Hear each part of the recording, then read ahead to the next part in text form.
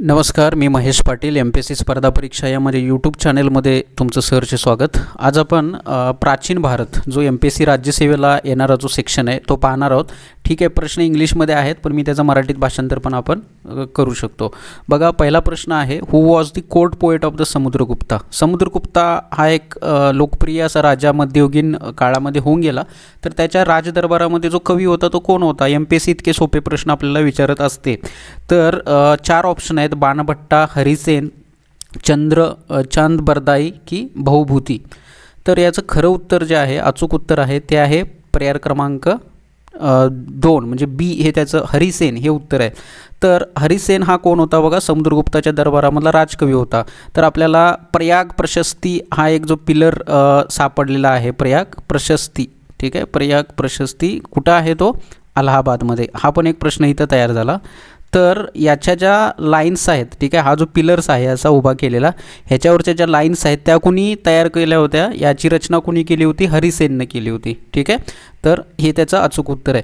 तसेच बाणभट्टा हा कुणाच्या दरबारामध्ये होता? तर तो होता हर्षवर्धन. हा पण एक इथं आपल्याला प्रश्न मिळून जातो, हर्षवर्धन. ठीक आहे, हर्षवर्धन साम्राज्य. चांद बरदाई हे पृथ्वीराज चव्हाण यांचा दरबाराशी कवी होते, पृथ्वीराज चव्हाण. ठीक आहे, चव्हाण. आणि बहुभूती हे यशोवर्मन हा कन्नौजचा राजा होता, यशोवर्मन राजांच्या दरबारातले होते. तर असे आपले 4 प्रश्न इथं तयार होतात. तर समुद्रगुप्ताबद्दल आपल्याला अजून भरपूर माहिती इथं आपण पाहू शकतो. समुद्रगुप्तांना काय म्हटलं जातं? भारताचा नेपोलियनसुद्धा म्हटलं गेलेलं आहे. ठीक आहे, कोण होते ते? कोणी म्हटलं? VA स्मिथनी. ठीक आहे, तर हा एक इथं प्रश्न आहे बघा. तर जी विणा वाजवली जाते, ते संगीतामध्ये जी विणा वाजवणारा जो राजा आहे, ठीक आहे, जी कॉईन्स सापडलेली आहे त्याच्यामध्ये समुद्रगुप्ताचा उल्लेख होतो. ठीक, असं हे आपण इथं पाहू शकतो. ठीक आहे, तर पुढचा प्रश्न बघा की in which year the Harappa civilisation first discover. एकदम सोपा वाटणारा प्रश्न आहे, तरी पण हा ट्रिकी प्रश्न आहे. बघा, कुठल्या वर्षी हडप्पा सिव्हिलायझेशन्सचा प्रथम सापडली गेली किंवा त्याचा शोध घेतला गेला, असा प्रश्न आहे. तर 1921, 1936, 1942 की 1925. तर त्याचा अचूक उत्तर आहे पर्याय क्रमांक 1, 1921. तर कोण होते हे संशोधक करणारे? तर ते होते दयाराम साहनी. ठीक आहे, दयाराम साहनी हे त्याचं अचूक उत्तर, हे त्याचे संशोधक होते. त्यानंतर 1922ला मोहेंजोदडो हे होते, याचा शोध लागला.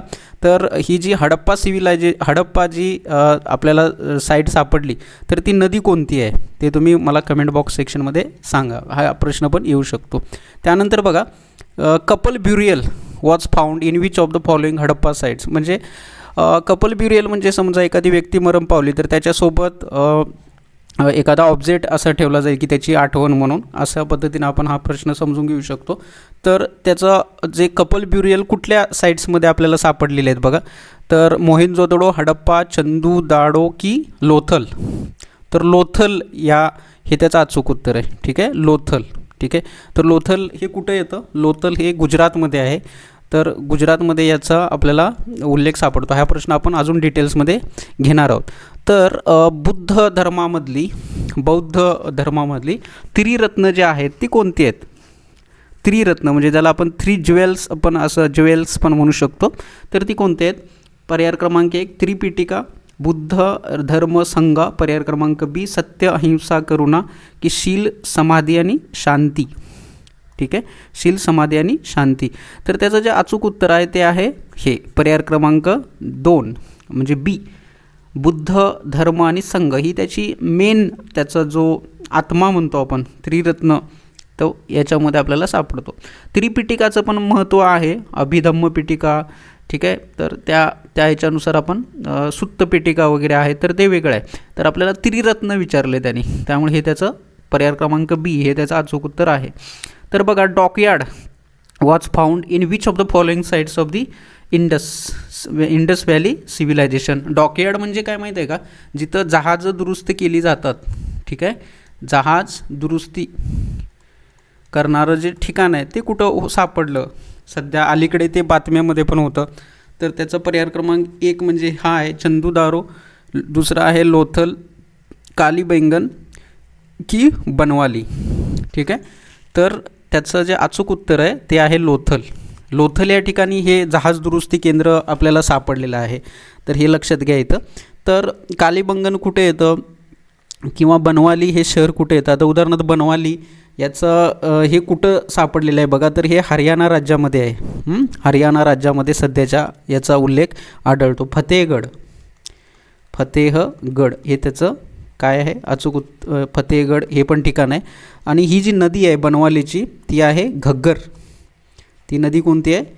घग्गर. सॉरी इथं मी लिहितो घ अशी घग्गर नदी आहे. ठीक आहे.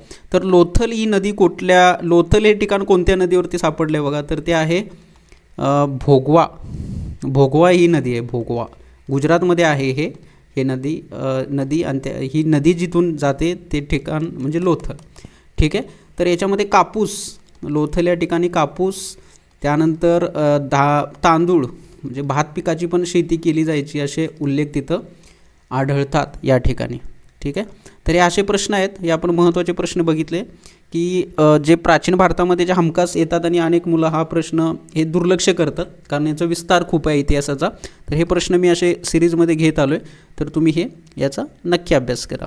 थँक्यू.